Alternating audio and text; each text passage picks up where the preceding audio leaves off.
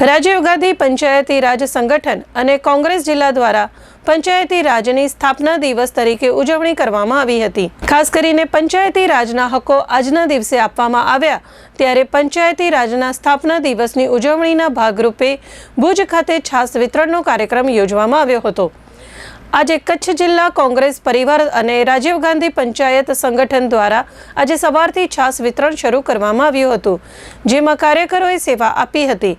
આગેવાનોએ ચંચળ ન્યૂઝ સાથે વાત કરી હતી। યોગેશભાઈ પોકાર, રાજીવ ગાંધી પંચાયતી રાજ સંગઠન કચ્છ જિલ્લાના પ્રમુખ।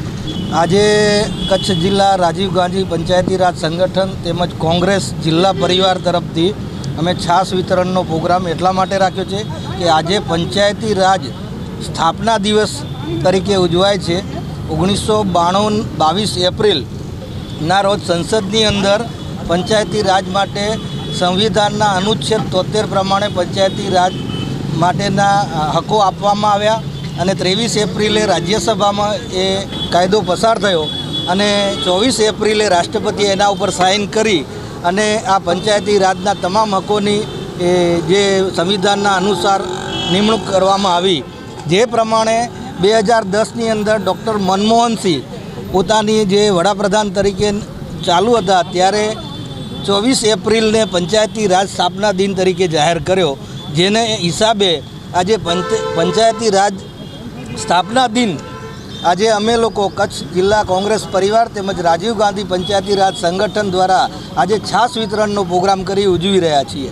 દુઃખની વાત એ છે કે આટલા સમયથી ભારતને આઝાદી મળી છે અને પંચાયતી રાજના હકો રાજીવ ગાંધીએ આપ્યા છે, પંચાયતોને સીધા હક આપ્યા છે, પરંતુ ગુજરાતની અંદર 400થી વધુ પંચાયતોને પોતાના પંચાયત ઘર મકાનો નથી અને 4000 પંચાયતથી વધુ જે પંચાયતની અંદર તલાટી ક્રમ મંત્રીની જગ્યા ખાલી છે।